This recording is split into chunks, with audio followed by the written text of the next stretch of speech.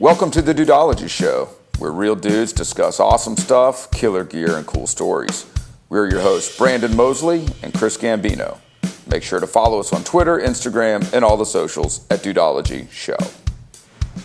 Welcome to the show, and thanks for joining us this evening. We got some great stuff for you today. But before that, please take a moment to click on that subscribe button. It helps the Dudeology cause and is greatly appreciated.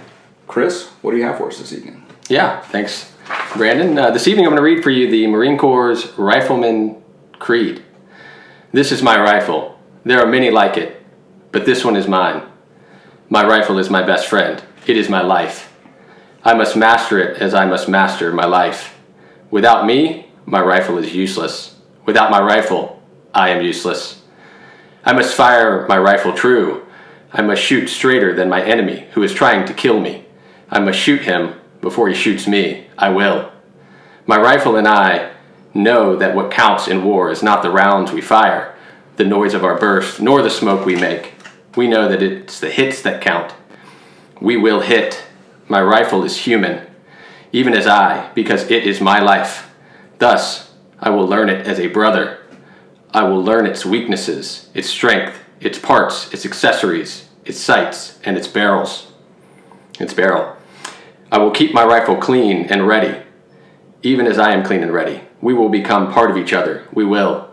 Before God, I swear this creed. My rifle and myself are the defenders of my country. We are the masters of our enemy. We are the saviors of my life. So be it, until there is no enemy, but peace. Amen. Amen. And that is the Marine Corps Rifleman's Creed, and what that is some damn good freaking action, and I am super excited to announce our guest tonight is former United States Marine Corps sniper Dennis McCaffery. Denny, welcome to the show. All right, well, good to be here with you guys. Welcome. Did you always want to be a Marine? You know, I think something inside me wanted to be a Marine, a soldier. You know, I think, my father fought in World War II in the island hopping campaigns, and he was attached to the Marines. He was in the Army. So grew up listening to a little bit of his stories. You know that generation doesn't talk that much, right? But what they did talk about, like, left an impact, right? It was like being of service, doing something for your country. So, I think I always had it in me. And my dad was also chief police. So, kind of that element of being of service, kind of rang true with me. Sure. So how do you get from growing up kind of that's in the back of your mind at some point? Give us an overview of how you find yourself standing in front of the United States Marine Corps getting ready to sign your life away. I'd love to tell you that it was like this really high moral standard, and I had this clear path. But like most young men, I had some struggles. Right, I went to college. I went to Rutgers University in New Jersey, the State University of New Jersey. I grew up on a little island off the coast of New Jersey called Long Beach Island. Kind of grew up fishing, surfing, and living a good life, similar to the way we live here in North Florida. And your dad's the chief of police? No, he was actually retired. So I'm like the youngest of five, and my dad was retired when I was like in 4th, 5th grade. And we're originally from New Rochelle, New York. But anyway, for old people, the Dick Van Dyke Show, they were near Rochelle, New York. Little point of reference there. But anyway, I go up to Rutgers University in New Jersey, and I'm young. I was 17 when I graduated from high school, and I joined a fraternity. And I had a really good run in intramural sports, is what I like to say. And I was rush chair in my fraternity. I think I was the first freshman to live on campus live at the fraternity while rushing, because I got kicked out of the dorms for being a little rambunctious out there in the dorms and maybe organizing the troops, if you will, to do some things that were not appropriate. Taking some leadership. Some liberties, yes. Anyway, long story short, after about 3 semesters of that, I knew that that my dad was probably going to pull the plug, because he said, "Hey, look, I'll pay for you to go to school, but as long as you get good grades." And the grades weren't there. And I saw a couple buddies of mine that had gone in the Marines out of high school, and I really liked what they became. Like when they came back, they were different dudes altogether. Mm-hmm. And I said, I need that. I need something like that. I didn't know what I needed, but I felt like I needed that. Was it what do they call it when you rush? You call it suiciding it or something like that? Going all in. Was it that for you for the Marines, or did you even look at the other branches? No, I didn't even look at the other branches. And you know, when I went, the funny thing is they wanted me to look at all these other because I had been to college, so I had plenty good ASVAB score to get it to do a number of skill sets. Right, I could have done any kind of job, and I said, no, I want to do the real deal. I want to be infantry. You want to be what you see in movies. Yeah, and the recruiter's like they got a quota for that. They normally have to sell hard for that shit. You know? And they're like, oh, we got this one, reel them in, right? I called my dad after the fact, and he's like, what? And he goes, you should have let me come with you and negotiate, you know? And I'm like, nah, I'm in. I'm going. I'm leaving. I'm leaving in August. So it was cool. I lifeguarded the last summer and worked out a lot, and then headed off to. So you're like how old at this point? I was 19. 19. Yeah. So what are you doing to get in shape? So what are you doing to get ready that summer? You're lifeguarding, so you're kind of taking it easy. But you said you were working out. What are you doing? I ran. Well, when you lifeguard the ocean, we did have to meet every morning. And I'll be honest, sometimes I rolled in and slept, underneath a house and woke up at like 6 in the morning after running out all night and chasing girls, right? But I went there and they woke me up and we'd go running. We'd run, 3-4 miles, something like that. Or we'd go swim out in the ocean, free water swim. So that was getting me in shape. I did go to the gym a fair amount as well. But then I did get some sage counsel from a couple Marines. They're like, dude, no matter how much you prepare, you're not going to be prepared. Your body's not going to be the problem. It's going to be your mind more than your body. So when I went to boot camp, it was a shock, right? It's a shock for everybody. Where'd you go to boot camp? Parris Island. Because there's another one, right? There's San Diego. There's East Coast Marines, West Coast Marines, yeah. What's the, is there ever any measuring or any smack talk? We call them West Coast Marines, and somewhat derogatory sometimes, because we got sand fleas and it's really humid and nasty in Parris Island. So what did it feel like getting off that bus? Was it in the middle of the night and you stepped on the yellow footprints? It's just like you see, right? It's just like you see. I mean, they come in yelling at you, everything it's like your whole world gets turned upside down, and they're literally like having you put your socks and shoes on like 100 times, and that's not fast enough, and you're doing it again. You get your head shaved, and then you're getting on the line, and they're yelling at you constantly, and they're teaching you how to do every little thing you did. It's crazy. So you got to unlearn everything, and learn it their way, and maybe do that a few different times. And the hard part for me at boot camp, honestly, the hardest part for me was, look, I was good. I excelled at just about everything I did when I got there physically and whatever. But I would laugh because the drill instructors are funny, man. They are funny. And they're ripping dudes. They're like, "Where are you born? I'm from Alabama, sir. That's where you landed, boy." And I would just start laughing. I would try to hide behind like the stanchion, And he just said, "McCaffery," he goes, "You're gonna get smart. You're gonna get strong." He goes, "You're going to come up here to the quarterdeck. Every time somebody else gets called up here, you're coming up here because you think everything is just so goddamn funny." And I'm like, and it's just like you see in the movie. And I just laughed my way. But I wanted to be the squad leader anyway, graduating, I'm just imagining Full Metal Jacket, but you're the guy laughing. They call you Joker. It is. I was. Did you have anybody that was kind of the one guy that was continually, you said Full Metal Jacket, like who's constantly messing it up for everybody? They did the private file, but it's like a one guy that's causing us to do more push-ups or do more whatever. Did you have that one guy? Yeah, there was. Unfortunately, there was a couple of them. But they, it's amazing. The drill instructors, and they go through a lot of training, right? They identify very quickly, and they pick on people intentionally to drive them out. They don't want you to be in the Marine Corps if you're not going to be. They don't want you. You know what I mean? If they sense any sense of weakness or that you're not going to make it, they're on you like quick. And you could see they laser focus. So there's a few guys that like in the first week they're exiting. You don't see them no more. There's a few guys who went to pork chop platoon because they were a little out of shape. They get held back. It takes them a little longer to graduate. Some more PT. Yeah, and they eat and whatever. And you see them later, and they lose so much weight, they got skin hanging off them. It's crazy because they lose so much weight so fast. But then there's a few other dudes, like one dude, and he bunked like right next to me. He wouldn't listen, and we had to kind of influence that a little bit, have some conversations with him offline. So. So you go through this. You kind of you're sounds like you're doing pretty well at the training thing, in basic training. Do you have any? Did you ever want to quit? No, not boot camp. I don't think I ever really wanted to quit the Marine Corps either. Not that I can recall. So you went in as you said infantry. That's an 0311. 0311. So right after you get out of boot camp, you get your school assignment, right? So some dudes are going to communication schools, tank schools, police, law enforcement. If they're going to be MPs. So I went right to SOI, which is the infantry school. It's at Camp Geiger, or ITS, I think they call it too, Infantry Training School. And, you go there and you learn basic infantryman squad tactics and, basic patrolling. You learn all the weapon systems, all the weapon systems of a Marine Corps, fire squad. So when you're at that school, you don't yet say, hey, I want to go on a track to become a sniper.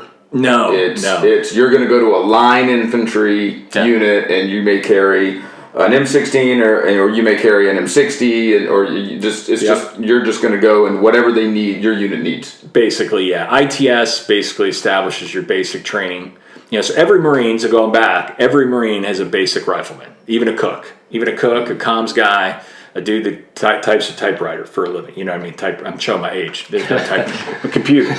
So that guy can handle a rifle. Right, so that unlike because Marine Corps is small. I mean, I remember it's like a tenth of the size of the Army, right? So or something. Anyway, you get to ITS, and to your point, there's heavy guns, there's basic infantry, and then you go to the Fleet Marines. So when you go to the Fleet Marines, you go. I went to 1st Battalion 6 Marines, and people go all over the country, and then you get assigned to within that battalion to usually there's a company. In ours, there's Alpha Bravo Charlie company, and then it was weapons platoon, and then there's headquarters battalion. So as I went to the Fleet Marines, they started going through regular training exercises and getting And where do you get it? Which fleet? Which division were you assigned to? 2nd Marine Division. And where are they? That's at Camp Lejeune. So I didn't go very far. So Camp Lejeune, North Carolina. So you went from you're East Coast the entire time. Correct. Jersey, South Carolina, back up to North Carolina. Yep. Okay. And at all the rifle range stuff you're doing right now is all iron sights. What kind of weapon did they give you? M16, M16A1 or with an M203 attachment potentially for a grenade launcher, which actually kind of comes into play later with the sniper. How were you doing compared to the rest of the class at that point? Well, I qualified expert. That's a minimum requirement to go on to the next level. But I was qualified expert with the rifle, and I think multiple times before I went there. Mm-hmm. And just what's your longest shot you took with the M16? Iron Sights M16 for just basic rifle? You qual out to and my memory serves me. I know you qual at least to 500 yards. Mm-hmm. It might be 550 that you have to qual to with the iron sights.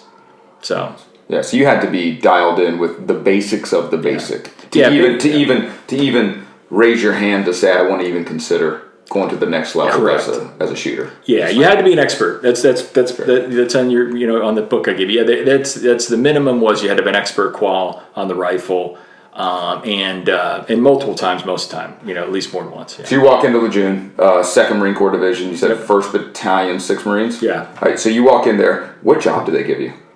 Because you're a private nothing. Yeah, right? you're just either carrying a radio or you know what I mean. You're the lowest of low, right? You're the new guy, and honestly, it's a little like prison. Like when you get, to be honest, I mean, like you're thinking you're going to have all this freedom because you're just coming from training, and you're like, oh man, I'm going to go. It's going to be like an awesome job. Yeah, it's have all this money. I think I heard this on.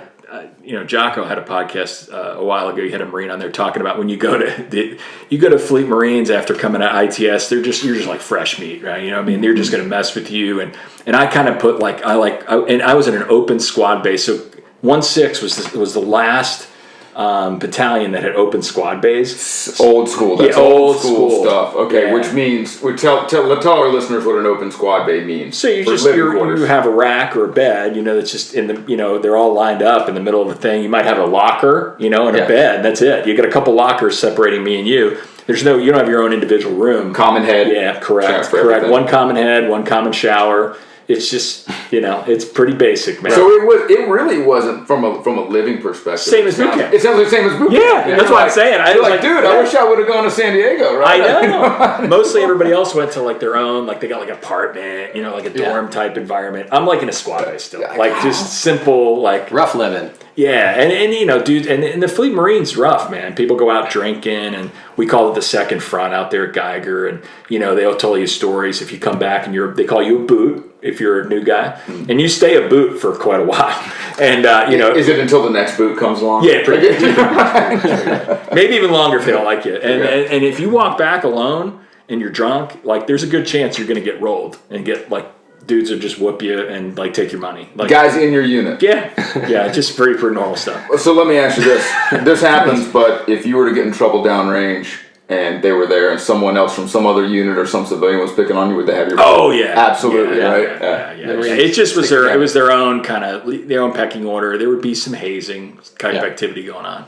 So you work this, you grind it out, you do a bunch of different, Rotello, Radio Man, probably carried some ammo for a gun crew. I had the SAW, the squad automatic weapon. That's terrible, by the way. That's the worst jams invention up, ever, man. but it can be effective. I mean, it blasts. I don't know how many thousands of rounds down range. It's like a mini belt-fed machine gun. It's supposed to be meant. It's supposed to be meant for one guy. Shoots a .226 round for one person to use. Very hot barrel. When do you say, hey, sniper looks cool? When do you raise your hand for that and get interested in that? So, like, I was looking at a couple things. I knew I didn't want to stay where I was, right? Like when I got to infantry ITS, I started realizing, man, I was in college. I could have finished college, been an officer. I got to do something more. This is okay, but I got to do something more. I want something harder. And if this is all we got, I need something more challenging. So I was looking at doing Recon Indoc.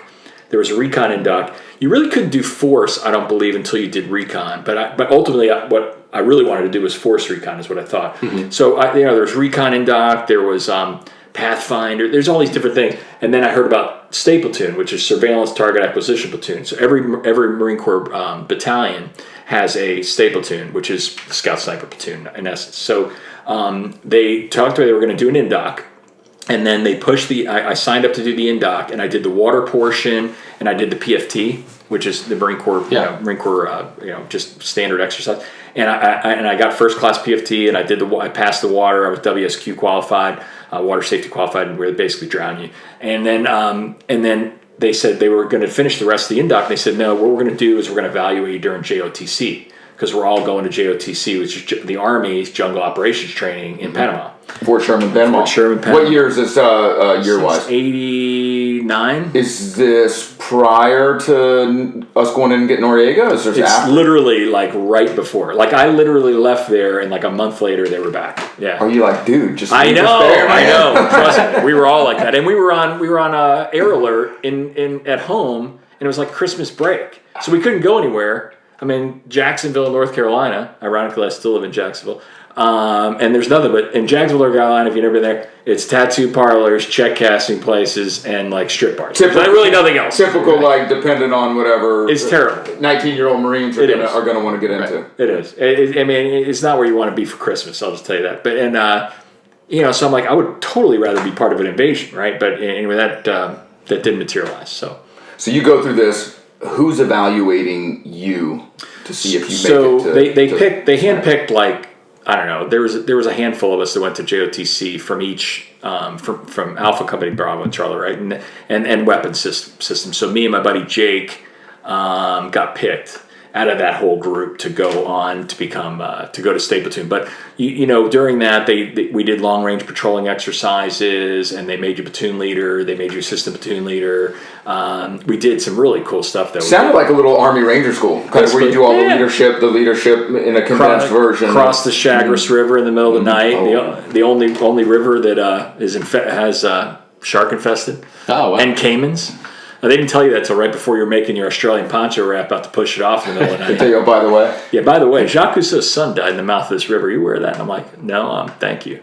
But we did that, and it ran. It's just like when you look at Forrest Gump, that movie, it started raining, and it didn't stop. Like for 4 days, it rained every minute of every day, and that's when I realized, like, man, I could be in college right now. That was like I've only a few times. I was like, this sucks. Well, because it rains and I've been there before. It rains and then it gets hot. Oh yeah, and you're dry, but it's hot and it's muddy and it's wet and everything in the jungle. I remember this. Everything in the jungle can kill you. It sucks. Literally, every single thing in the jungle can kill you. It definitely. There's black palm. There, you fall like you're you're patrolling in the middle of the night. You can't see, and you might be walking across like this little draw or hill, and all of a sudden the whole thing slides, and 4 or 5 Marines go sliding down a hill with your weapons, and you're trying to grab stuff, and you grab something, and it's a black palm, and it goes right through your gloves and everything into your hand. There's little frogs that could kill you there. It's just you gotta have such respect for Vietnam. I know your dad was in Vietnam. Yeah, I mean those dudes. The jungle sucks when you're not fighting anybody. Let's just put it that way. You don't have to have anybody to fight. You can just fight the jungle. The jungle sucks. One of my best friends, he's my age. I'm 51 years old.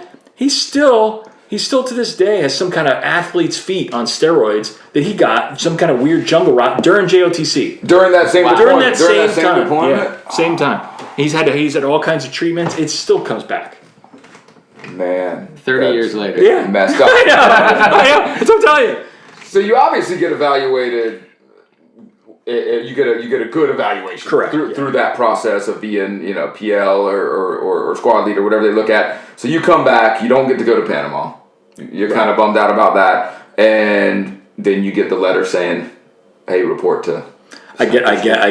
I get the orders to go to sniper school. Right. So. I have one of the field manuals here from the Marine Corps Sniper School, and this is interesting because I'm at the page where it says requirements for possible sniper candidates, and some of these actually stood out.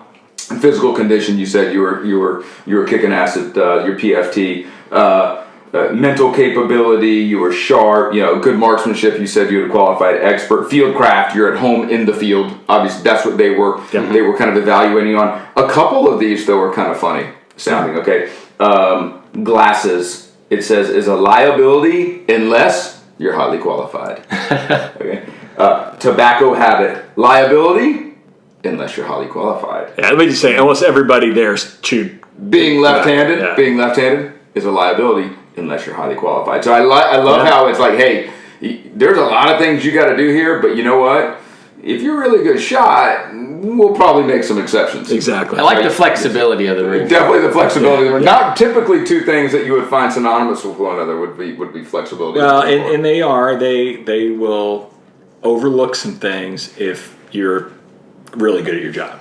Basically the bottom line. So you walk into sniper school. What's the prep for that? Are you ready to go? So sniper school was so we're going to get into this, but I actually did not complete the sniper school the first time, and I completed the entire course, but did not get a certificate. And it was kind of something that really burned me up. But I was a young Lance Corporal. I wasn't in the Marine Corps all that long when I went, because I went to sniper school, and I hadn't done a lot of long range other than Panama. I hadn't done a lot of long range patrolling. There was a lot of guys there that had way more years than me. There was dudes in there from Recon.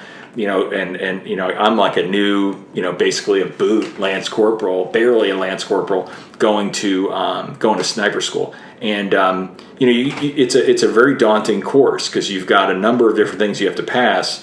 You have land navigation. You've got Kim's games, which is identifying objects in a very quick time fashion, be able to write them down. You got to write detailed patrol orders, which I had not learned how to do.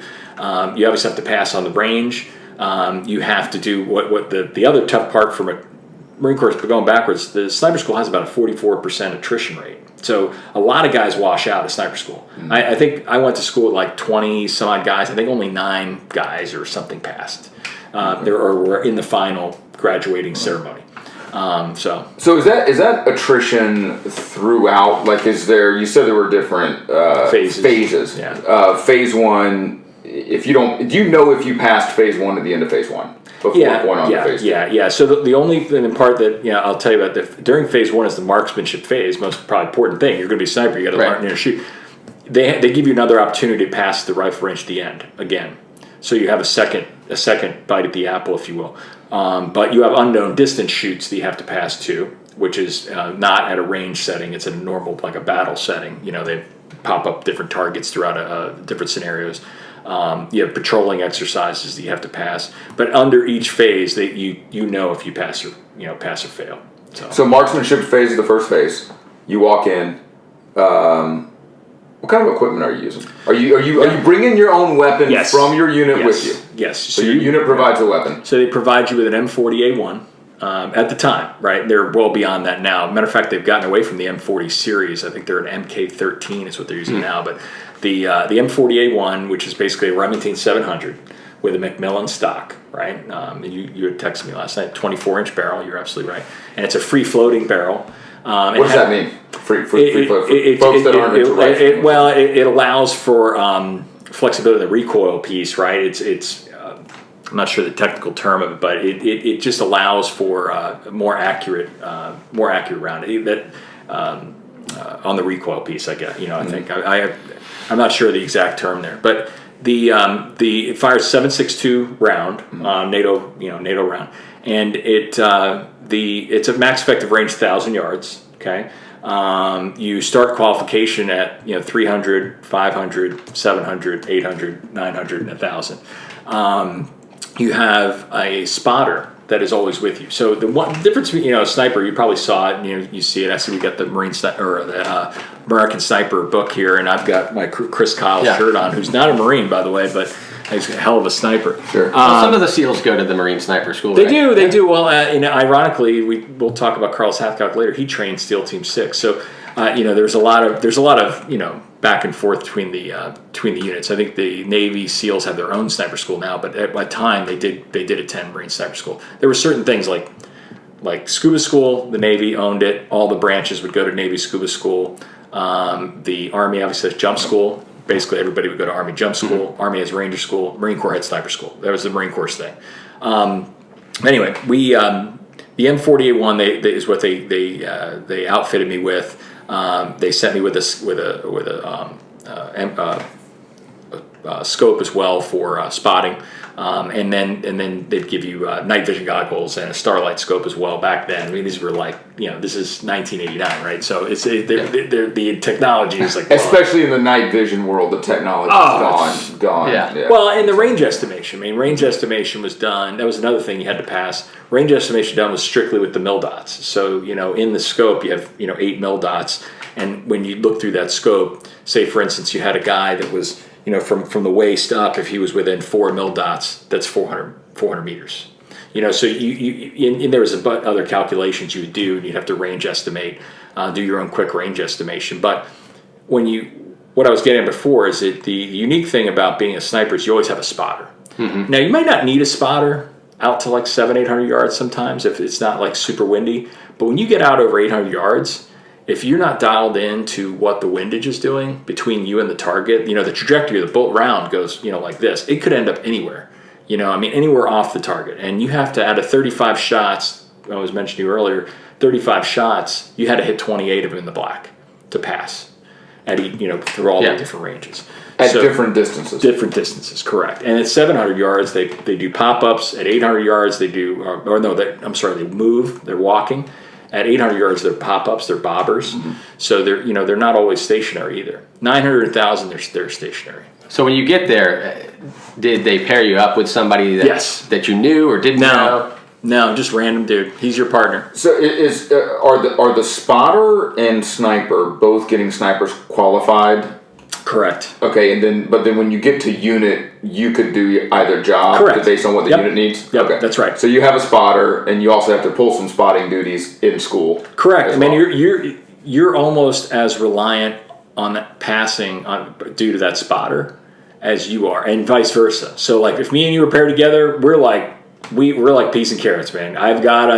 If I got a spot for you, because if you don't pass, it could be because of me. How's the PT? Did they try to weed you out through cyber school PT is PT, not too bad. I mean, we had regular PT, and like land nav course, you pretty much full out got to run to pass it in time. They got to get to these boxes. They're miles apart. 4 points in 2 hours or 3 hours or whatever. And so there's some PT. I mean, running down range with the rifle every morning.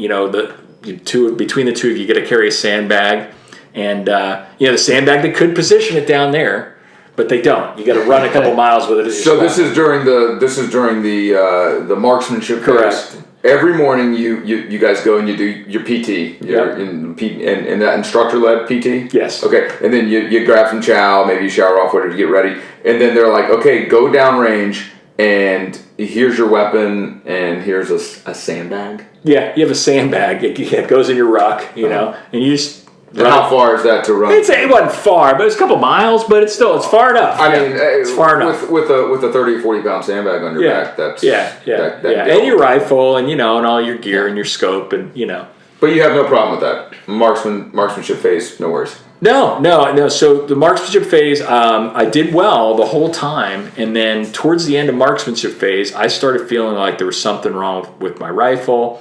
We kept re-BZOing it, and it was not on my spotter. It's battle sight 0. So basically taking it, recalibrating it to 0 before you. Correct. And we would do trainings even like with a 22 little small rifle with a scope to test your breathing, your jerking, your bucking, your flinching, because the main thing they teach you in sniper school is you got to just get calm, your breathing technique. You have very specific kind of techniques on your trigger pull, like all these things, and then obviously calculating distance, then talking to your spotter. Your spotter kind of zeroes you in on exactly on the windage, on how to how to move your windage on your scope, and fire that one accurate shot. Right, it's an M48-1's a bolt action back then. Mm-hmm. The A3 I think had a magazine fed, but.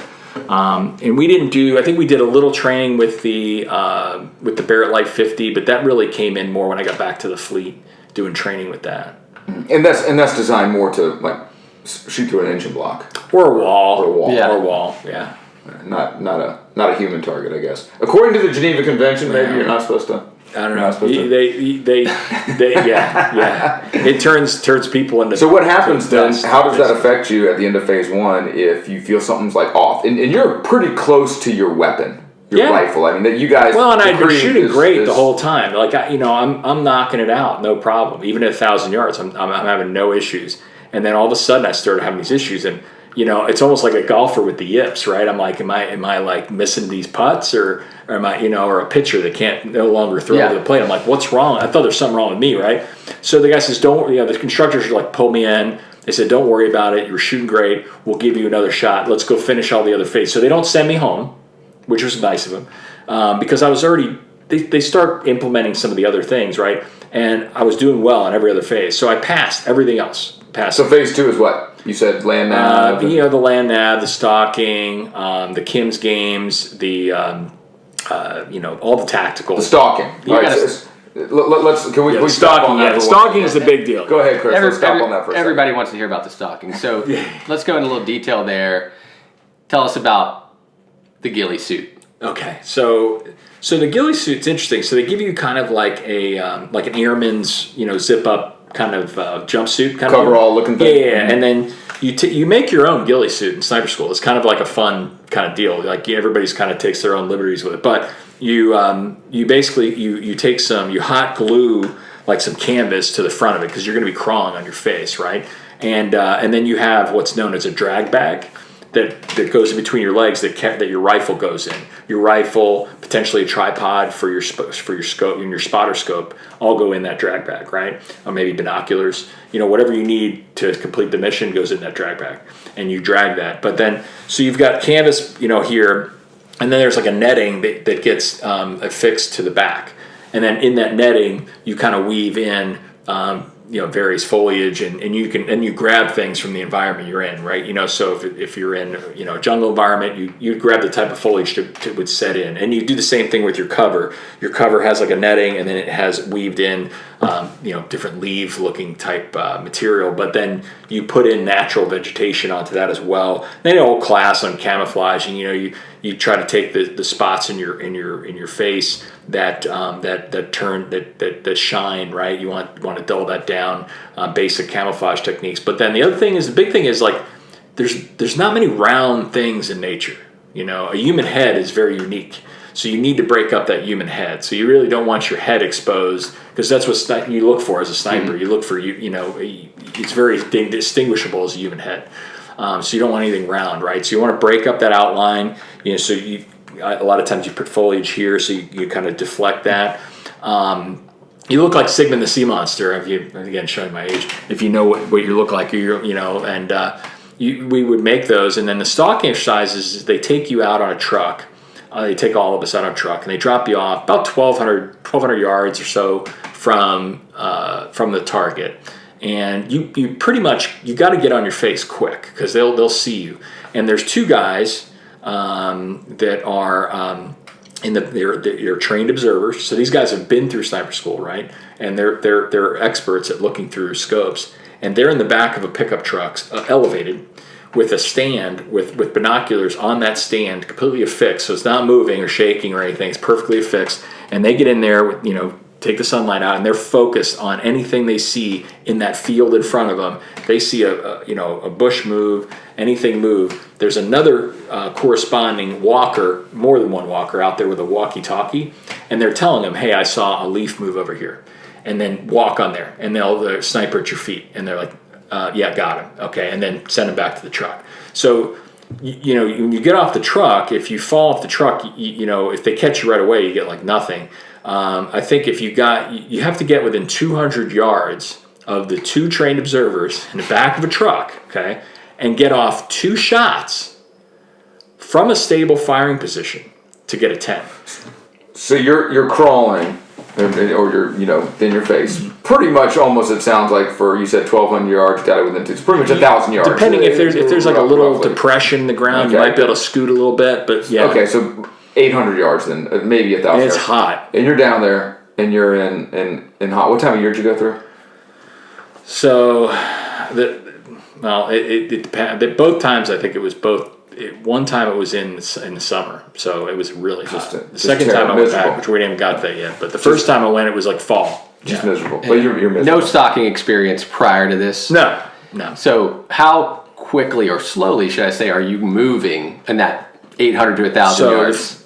The first couple times I went, I'm not going to lie, I got busted like very quickly, and then I realized I got to slow this thing down. I really got to take my time and get patient. And then you get into within the 200 yards, and after you've been crawling on your face, just go out in the yard and try to crawl up on your face for 1,000 yards, and then try to find a target. You're totally disoriented. So then you're trying to look up, and you can't stick your head up. So you're trying to look through little tiny holes in foliage and try to figure out where the target is. And you're using your binoculars, or using your scope, or use a rifle at times, trying to find the two guys in the back of the truck. And they have very identifying things. Sometimes they'll hold something up, and then you have to identify it. But you need to look at them and identify them as a target. So then you've got to set up your firing position. So then once you're there, and usually you try to find something, you have some foliage behind you that hides your position. You got to make sure your rifle doesn't have too much CLP on it, oil, because it could blow up a little puff of smoke when you shoot your round. You can't have any glint on your, you make sure, sometimes you put some cami even on your scope, or if your scope, the metal on your scope, so this one's black, sometimes the black gets worn down and there might be a little shiny piece, or the sun. You've probably heard the story, but Hathcock shooting the guy through the scope. You can't have, if the sun's facing that direction, are you going to get a glint off it, a glare off it? Are they going to see is anything going to move, like any leaves in front of you? So a lot of times you carry a little pair of pliers, or a Leatherman, and just cut little window. So you cut a little window in front of you to position your rifle, and then you'd have your scope, and you'd zero in on your target. Make sure you have a good firing position, and then you make sure you had that there was generally, if it was darker foliage behind you is better, because then you would blend in, and then lighter in front, and then you'd get your first shot off. So when you get the first shot off, they say, okay, they'll try to look over in that direction. If they don't see you, they make the walker get within 10 yards, and then they'll look again, and then they'll say point in the direction where the sniper is. And then they'll point to a tree. If you look good enough, they're pointing at a bush, basically. And then they still don't see you. Then they'll go, okay, have them shoot a second shot. So then you shoot your second shot. Then they look for a puff of smoke. They look for a leaf to move. They look for anything to move. If they still don't see you, then they'll say, reach in and touch him. So they'll reach in and touch you. And if it looks like he's touching a bush, they're like, okay, it's good. Then they'll say, check your firing position, check your windage. Even though you're only firing from 200 yards, they'll make sure you check your scope, make sure you have 200 yards dialed in, and that you're, 200 yards. I mean, I should be able to shoot somebody in the iris, from there. But that's, that would give you a 10. But you got to crawl, and you're dragging your rifle. Yep. So at that, to me, when I'm hearing you say this, the low crawling and that part is hard enough, and obviously the shooting is hard enough. The setting up is the hardest part. Set up, that transition very patiently. That sounds like that's a lot of movement. And there is a time limit too. So you want to take your time, but you got to get it done too. Do you remember what that time limit was? I want to say it was like 3 or 4. I'd have to look it up. 3 or 4 hours, maybe. So 3 or 4 hours, something like that. There in the heat. This ghillie suit. A lot of times you'd go to stand up. And you were dehydrated so bad that you'd fall down. You'd have cramps. You got bugs out there. Chiggers, ticks, all over. You got to take a piss. You just on yourself. Yeah. So you got caught the first couple of times. You had to go back to the truck. So how many chances did they give you that day? It's 10. No. It's just if you're done that day. Okay. You come back next week. Come back the next time. So then you go the next day, and you're like, okay, I got to do something. So what I would do, just like I do with everything in life, man. You looked at, hey, I knew this one dude from Oklahoma, no lie. He was an Indian, American Indian. I'm not kidding. And the guy was like a natural stalker. Yeah, the guy was awesome. I mean, it was amazing. And it was totally stereotype, I know. But that guy could have crawled up in the truck, I think. And he looked a little like Wayne Newton, which was kind of funny. But so I used to call him Wayne Newton. But I'm like, dude, how do you do it, man? What do you do? And he kind of gave me some little tips of, what he does and how he set up his firing position and where what he would look for and how he would keep track of where he was as opposed to the target when you're crawling, because there's clear lanes. If you go out of bounds too, you fail. Mm-hmm. So they say there's clear lines, left and right of where you're supposed to be. So it's a cool thing. I mean, I could look it up. I want to say it was I think it was 3 or 4 hours, because it was a long time to be out there. Yeah. And I remember, after getting my shots off, getting in the truck, waiting for a long time for guys to finish. Some dudes are just crawling aimlessly, and they're lost. I mean, they're just lost. And they're like, are they way out of bounds? Yeah, they don't even know where they are anymore. They're just still crawling. Yeah, they're just out there crawling. They come to an interstate or something. You're like this, and they look up, they can't find a truck, they can't find anybody, they don't know where they are. They just keep crawling. It's not like you can get up and look. So for the stalking, you get it on your third time, or is it a few more times after that? Yeah, I mean, my scores started getting better. You have to have an average of 70%, right? So you've got to get some 7s and 8s and 9s. So I got 2 10s back-to-back days. That was like the highlight of my time. Yeah, there you go. I got back-to-back 10s, and that inevitably kind of pushed me across the goal line, because you had a couple 4s and 3, mm-hmm. Bad scores at first too for trying to go too fast. So as long as you get within the 200 yards. And get that shot off, I think that's solid. Yeah, I mean that's good. I mean, within 200 yards of 2 trained observers, it's pretty good. That's pretty impressive. Yeah. So you go through all these phases, and then you said you had to go back again. Yeah. Something went wacky along. So I went in. I'm there, and I go through the rifle range. They do have me qual again, and I don't pass. Again, when I got out to like 900, 1,000 yards, I couldn't hit the required amount. Right, so they called me in. They said, "Hey, everybody's graduating tomorrow. Unfortunately, you're not. You're going to go back to your unit." And it was really bummed. I mean, you go back to your unit, you're like heads down. You're like, it was like because you had done everything. I did everything. Everything for whatever. I think it's 10 weeks, 11 weeks. I'm there for 11 weeks. Of grueling training, and I knew I was better than like most of the guys there. Like, you know what I mean? Even though I was a rookie Lance Corporal, I knew it. My gut, and even they told me, the instructors were like, "This is really disappointing. We you were like one of our best dudes, but you got to pass the rifle range. I mean, that's like the number one thing." So I go back to my unit and kind of tail between my legs a little bit, wondering if they're going to send me back to infantry since I didn't pass. but they didn't. And so they kept you in the they kept you in headquarters company in the Scout Sniper unit in the platoon. Yeah. Okay, and then was it related though? Do you think it was related back to those issues you were having on the range with the rifling or something with that? So ironically, that piece of equipment. Ironically, I went back. I brought the rifle back to my armory because I have to check it back in to when I check back into my battalion, back with my regular unit. And I knew a guy that worked at the armory. They sent it back to Quantico. So every Marine Corps sniper rifle is made in Quantico. They're custom made. Again, they start with Remington 700, and then they add on all the other features. But they never came back to my unit.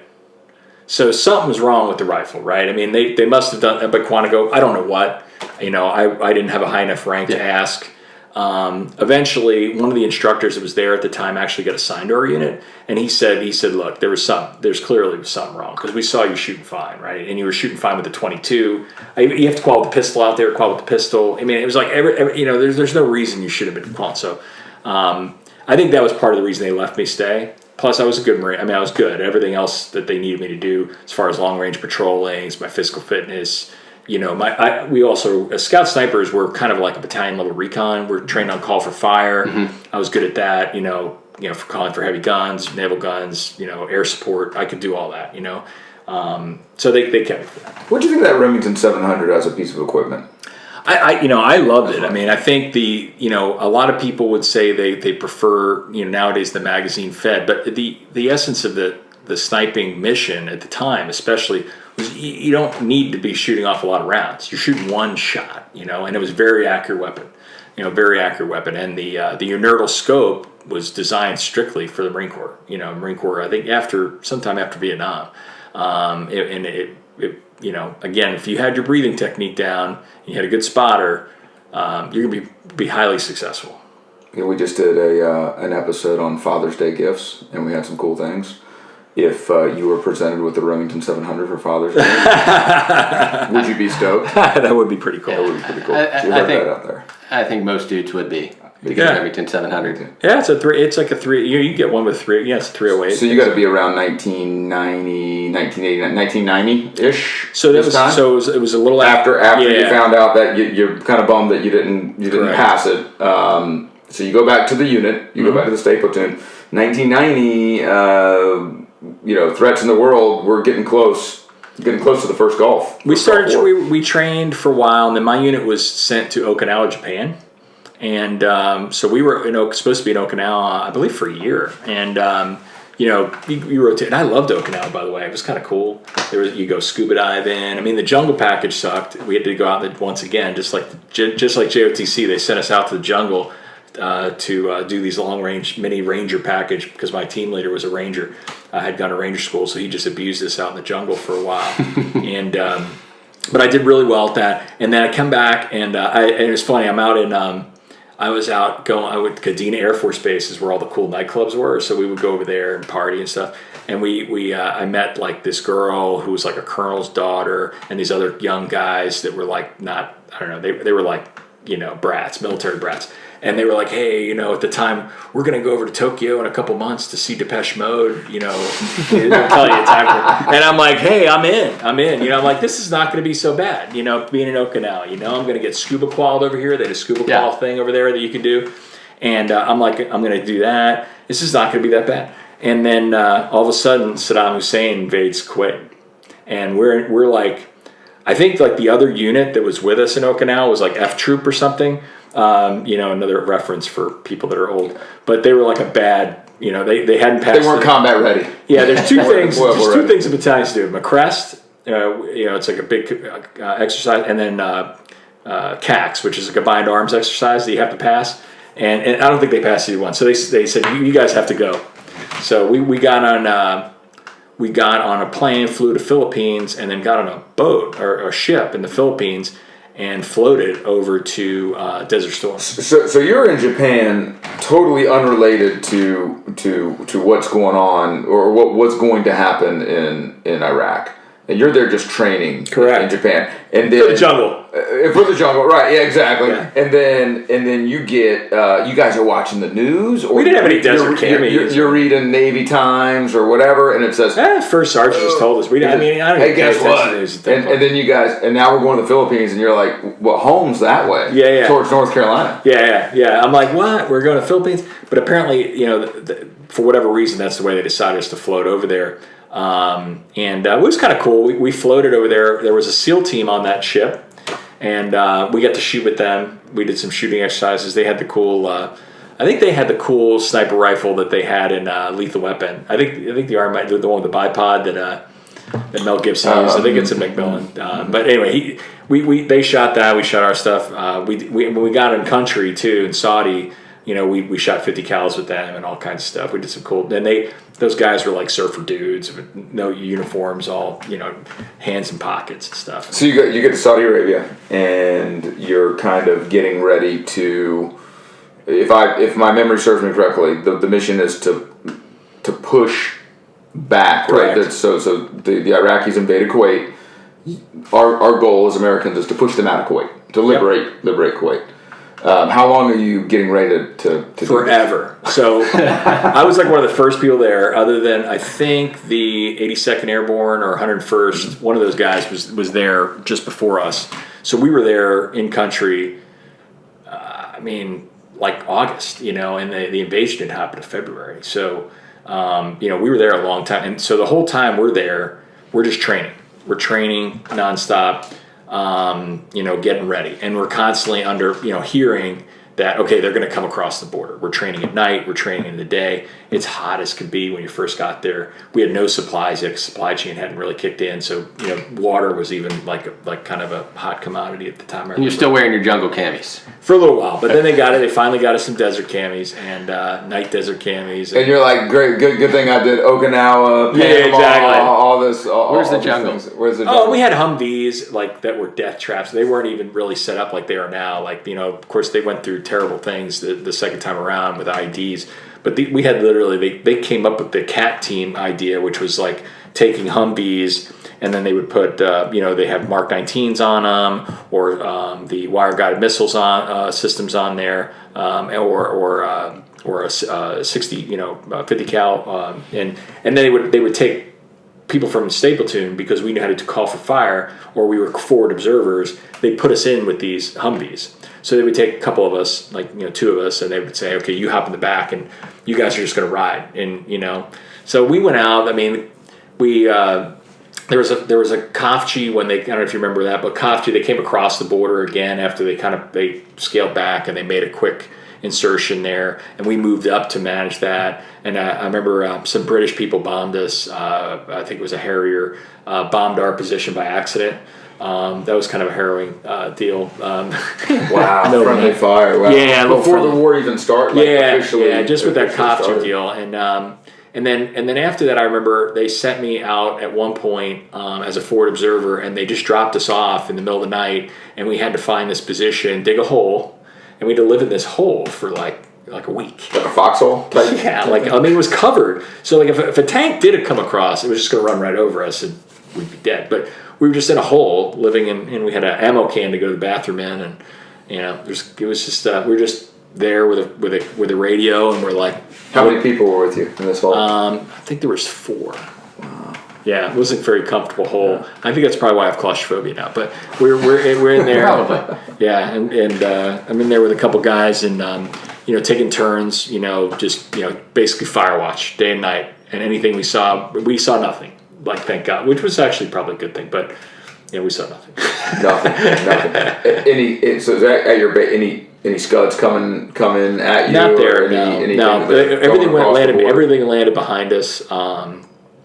Even when we were kind of close to the border. Literally, we trained all the time, and then when January hit, when they said, "Hey, we're going to bomb for like a month straight," we would just sit there and watch plane after plane, because we had a complete air superiority. Just the planes would just fly overhead nonstop, all day, all night, bombing.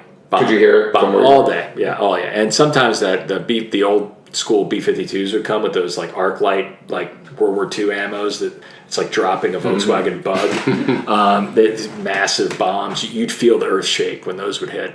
So you can only imagine what that must have been like for the Iraqi forces. But we were constantly doing training. I was attached to State Platoon is attached to S2, which is intelligence. So we were getting pretty good intel, and the S2 officer was only a first lieutenant, but he actually wound up getting out and going to Harvard for his MBA and law degree at the same time. So that tells you what kind of smart guy this guy was. Yeah. Reed Griffin, his name was. But Reed was actually asked to give the entire division a briefing with one of those model tables. But he came out and he said, he gave us the update, and they were expecting very high casualties. We were going across the border, and right before we go across, we were joking, a little gallows humor, saying, hey, we're going to the meat grinder, and we're telling my buddy Hank, I'm like, it was his birthday. I'm like, this is your last birthday, Hank. And, we're joking with them, and, here's a gorilla cookie. Let's put we'll sing you happy birthday. It's the last meal. And you're in MOP level 5, and we're going to be on Amtrak. So they're telling you, like, what is the kind of the rumor mill saying? Well, they're in fortified positions. That the Iraqi army is strong still. Yeah, and you got to remember they fought, in Iran for a decade prior, right? So it's not like these guys are, tough, hardened battle vets, right? Is what you're thinking you're coming up against, and fortified positions with chemical, biological weapons. That's what we thought we were facing, right? So regardless of how great we were and how technologically advanced we were still going to have to fight people, right? At the end of the day. So they set all the oil fields on fire, and we're going across, and it's like early morning, but it's pitch black. I mean, it's black as could be. The smoke. And it was black all day. It was black. It would rain, and you'd put your hand out. It would like oil would be in your hands from the rain would be like oil, and it was like pitch black. We're driving across the border, and it's like on fire. So it's like literally like everything's on fire. So it's like you're driving into hell. I remember driving, and I'm on the back of at the time, for some reason, I think we were on the back of a 5-ton at one point, like not even in an armored vehicle, because I wasn't in infantry at the time. I was at headquarters, and we did receive some fire as we went through the breach, but it was a 3-day invasion. It was 100 hours, and basically what I was charged with after we cleared the first breach was more or less it was a tank war at that point. Yeah. H.R. McMaster's tank war. So you're about to go the start of this 100-hour war. And you get this from your Colonel Livingston. Colonel Livingston, your battalion commander. And do you care if I read this? Sure. Because this is kind of cool. I think he's the second MARDIV, actually. Second Marine Division commander. Second Marine Division commander. So this is kind of what told. Like, talk about get you fired up a little bit. And to the men of the Fighting 6th Marine Regiment, and to those fine Marines, both regular and reserve, from our brother regiments and battalions within this grand old division, we are gathered here once again in harm's way to meet our nation's calling. Tomorrow, we have the honor to initiate the liberation of Kuwait. We all know and understand the importance of our mission. You are the product of 215 years of history and training that has shaped the world's finest assault force. The torch has been passed to us by the veterans of Balliol Wood, and their eyes are upon us. It is our turn now. We will not fail. Take care of your men, Godspeed, and see you on the beach, Livingston. Yeah.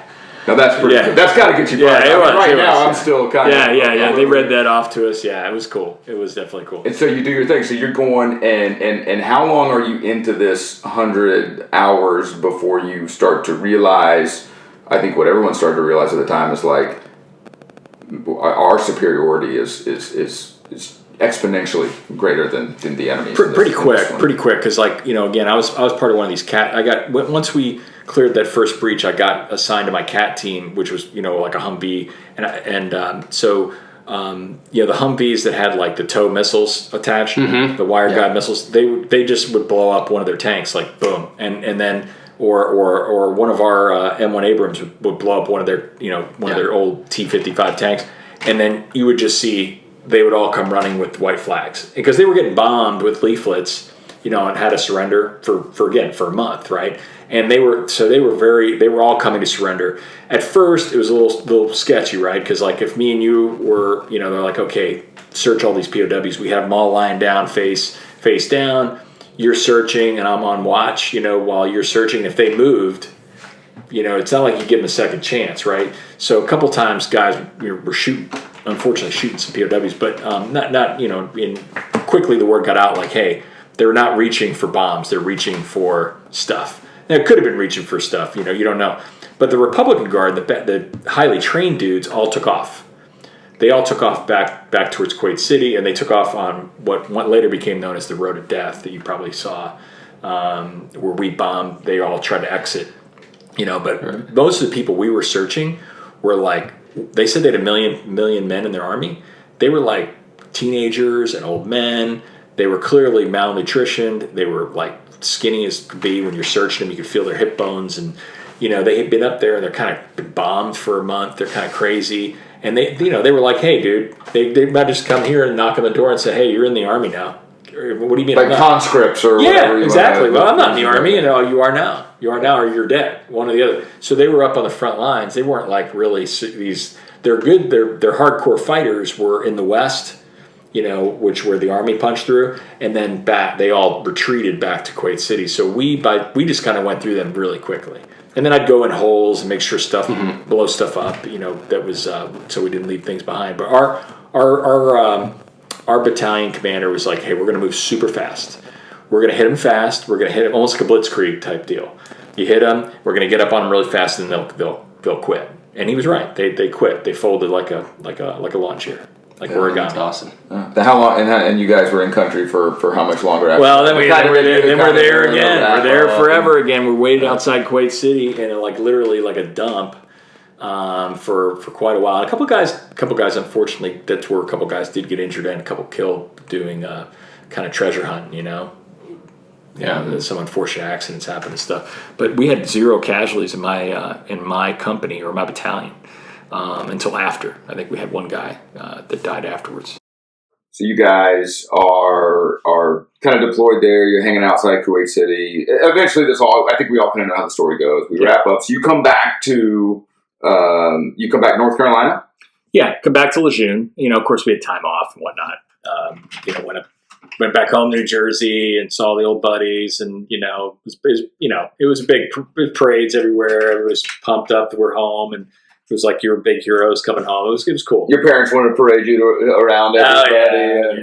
Yeah. Met my town. I grew up in a town called Surf City, New Jersey, and they had like a whole big thing there for me. The mayor came out, and everybody who was a veteran of Desert Storm, they had a big thing for us. It was cool. That was our first big one, really, since Vietnam. I mean, we had Grenada, we had Panama, we had little thing, but like as far as the might of all of this kind of technology. It was the first TV war. But it was, you're right. It was the first TV war. So you get back to Lejeune eventually. You take some R&R, take some leave. And are you like, hey, I got some unfinished business, though, with this sniper school thing? I do. So, at the time, my staff sergeant and even our first lieutenant and our colonel, our lieutenant colonel, they came in and said, hey, we want to send you back to sniper school. And I'm like, great, and Sergeant Smith had been an instructor there, who was also in our unit, one of our team leaders. He said, look, he helped write the sniper manual, actually. And he said, look, I'll put a call in. He goes, I'm going to get you a gig as an instructor. You passed everything in the course. There's no reason, you should just go back there and you can be an instructor, and then you can requal on the rifle, and you're good to go. Get your certificate and you graduate with everybody else. And I'm like, cool, that sounds good. We weren't going to be doing a whole lot anyway. I had other training when we first got back. So, and a couple other guys from our unit were going to go to cyber school. I hadn't been yet. So they sent me down there. I show up, and they just check me in. They said, "Now you got to go through the whole class." You're like, "Wait, call Sergeant Smith." Hey, I did, and I'm like, "He doesn't work here anymore." They're like, "Nah, we decided." Wait, when you say go back through the whole thing, you mean make another ghillie suit, land nav, rifle range, with the sandbag, all of it, stalking, Kim's games, land nav, everything with a different rifle. Thank God. And you. No problems. Yeah, no issues. I passed it was cool because the range is the first phase. Passed the first time, and then all the other stuff, I'd already done. So it wasn't like it was going to be hard for me, right? But these guys, it was summertime, and it was hot, and they were like, some of these guys had some resentments that they weren't in Desert Storm.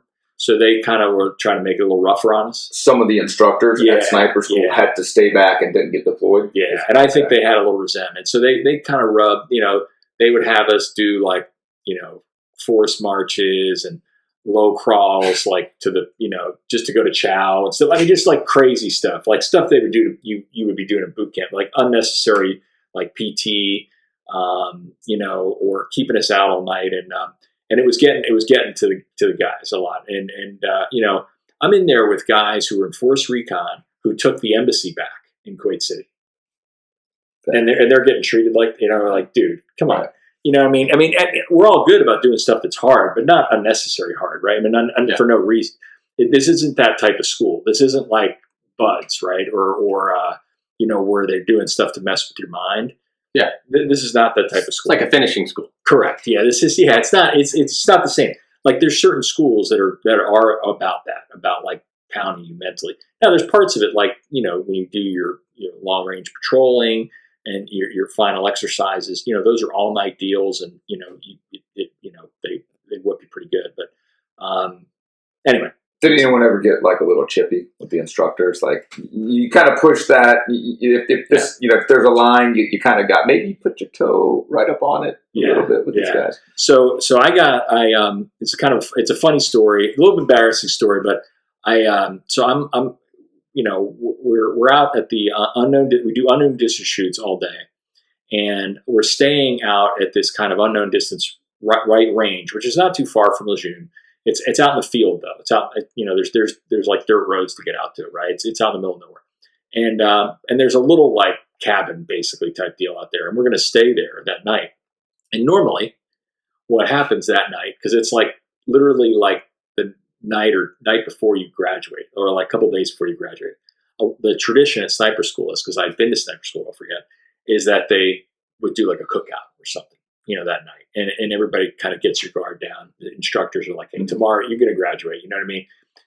But they make us stay up all night, and they say you got to write a tactical exercise without troops, which is like a patrol order, which is it's a big deal. It's you got to write everything: escape invasion plans, a whole mission, all the gear you're going to need. You got to write up all this stuff. It's very detail oriented.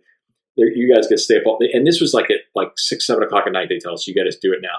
So we're like, okay, and then. And you got to have it done by whatever time. So I have a buddy of mine that I got access to a phone, and I can't remember exactly how I got access to a phone, Brandon, but I got access to a phone. I called my buddy McPhillips and I said, hey, bring us some pizzas out for the boys.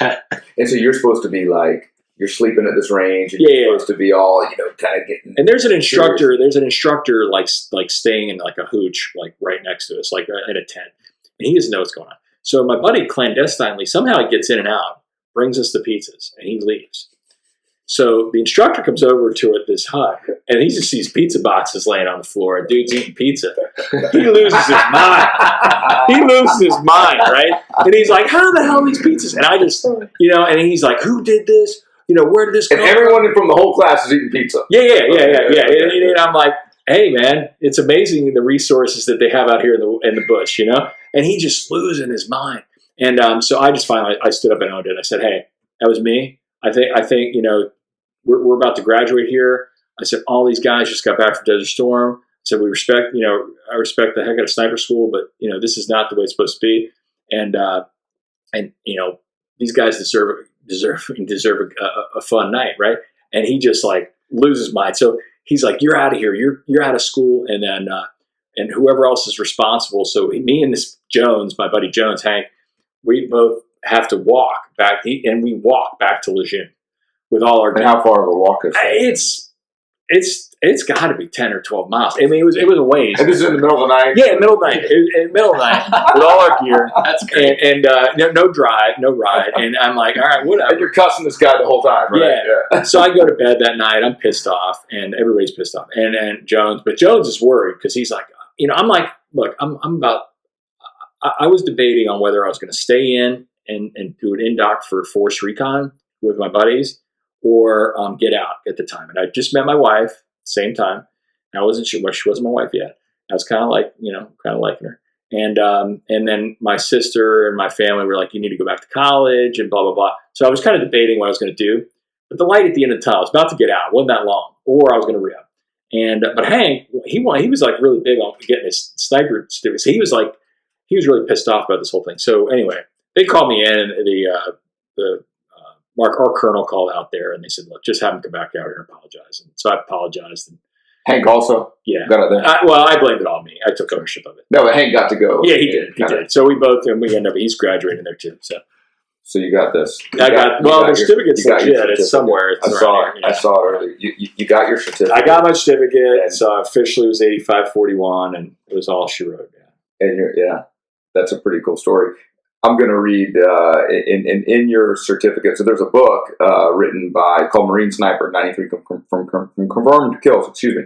Marine Sniper, 93 Confirmed Kills by Charles Henderson. And it's about one of the greatest snipers in military history, Sergeant Carlos Hathcock. And there's a quote in that book from Hemingway. And the quote is sitting here on Denny's.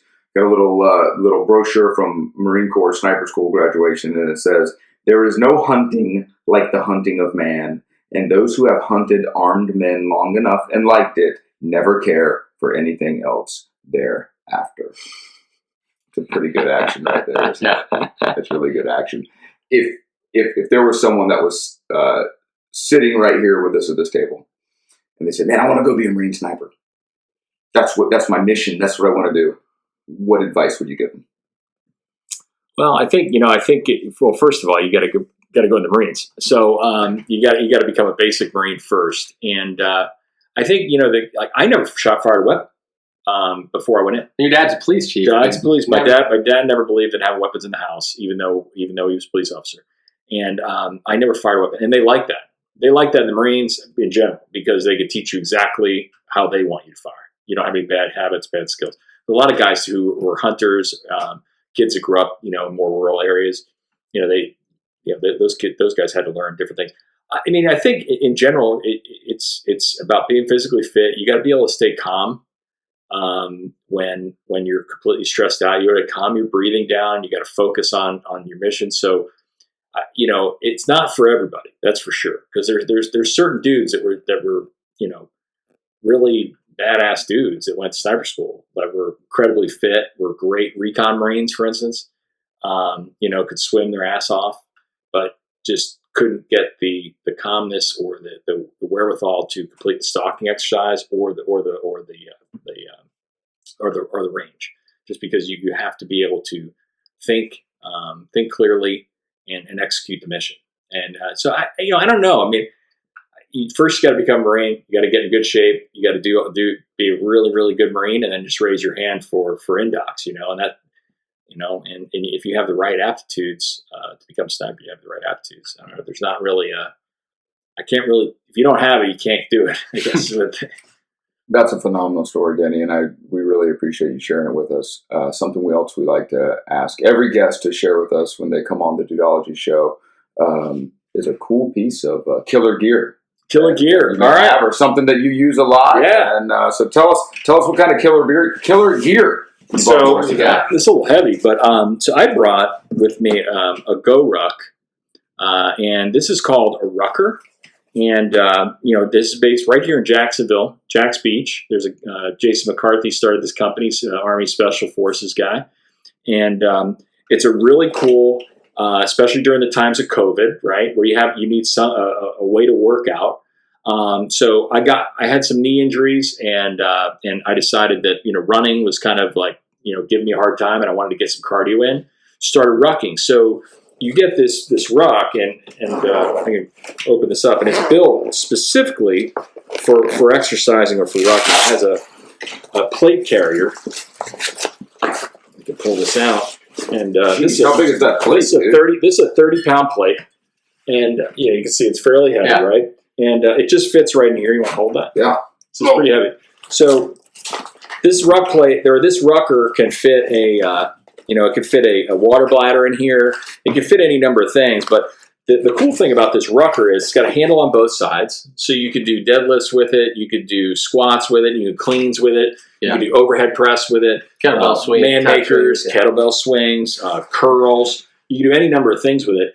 And then you can just ruck with it and put it on your back. And you burn. So if you went and ran and you burn like 700 calories running and you burn like 300 calories walking, you'd burn about 500 rucking because with the extra weight. So for all those dudes out there who hate running, great. This is the way to go.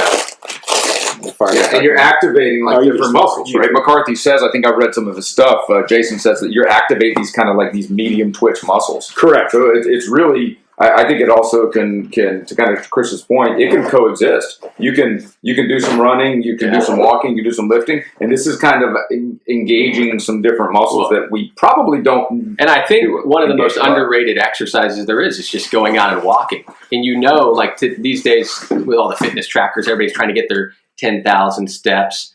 Imagine getting your 10,000 steps wearing 30 pounds of weight on your back, right? I mean, you're going to have great calves, I'll tell you that. Well, and it's fun to, a few of us have gotten together and rocked, right? Yeah. And you get together, you're talking, right? You when you're running, you can't necessarily have that conversation. You can have good conversations with another one of your buddies, and they have some cool events that they do at GoRuck, where they do these GoRuck Toughs where they're an overnight deal. It's kind of like when in the Marine Corps we had the McCrest, we had the humps where we call them humps instead of rucks. Yeah. You carry all your gear, and it's tough.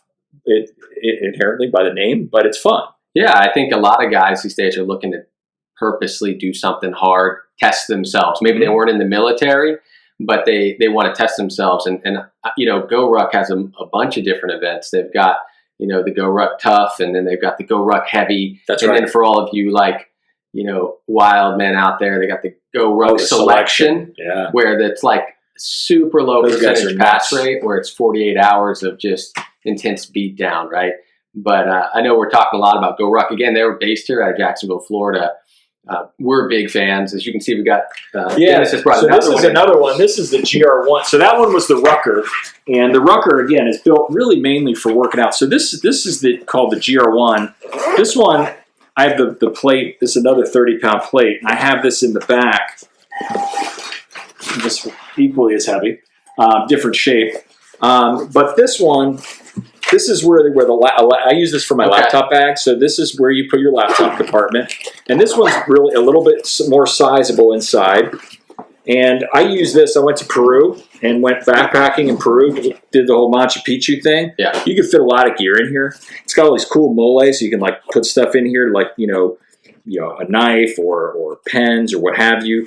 You can put, you have a whole section here to put, whatever you need, anything you need there. Paperwork, like for when I'm working, I have notebooks in here. So this is a very useful, all around rucking. Yeah. And if you can't tell, this is a heavy duty backpack. Oh yeah. Heavy duty zippers. And it's not it can take the wear and tear of anything. Yeah, they have a lifetime guarantee.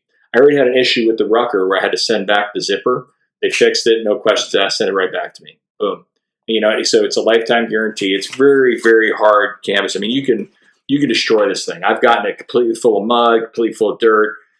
You just hose it off. We just did that event the other day, the fall, and my son wore this one. I wore the other one. We both had the weight on, and it's a solid piece of gear. I think you can use it again if you're into camping, into hiking. Mm-hmm. They make a whole line of different products, and then you get accessories. So there's things like the sternum strap, the waist belt. Waist belt is helpful if you're doing a really long ruck, like maybe 10 miles. At some point, you may want to take the weight off your shoulders, put it on your waist. Mm-hmm. So you can pick this up as an accessory. They have, again, they have different types of water bladders that fit right in here, and it'll come right out and hook into this little contraption here. And so you can drink water the whole time you're rucking, keep hydrated.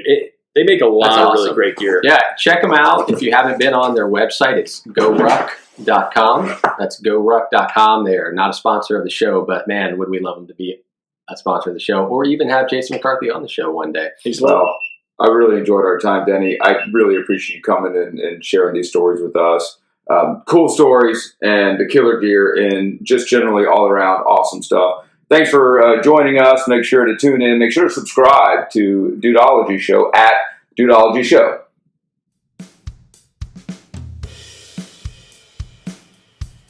Thanks for listening to the Dudeology Show, the place for cool stories, killer gear, and awesome stuff. Make sure to subscribe, like, and share on all your socials at Dudeology Show.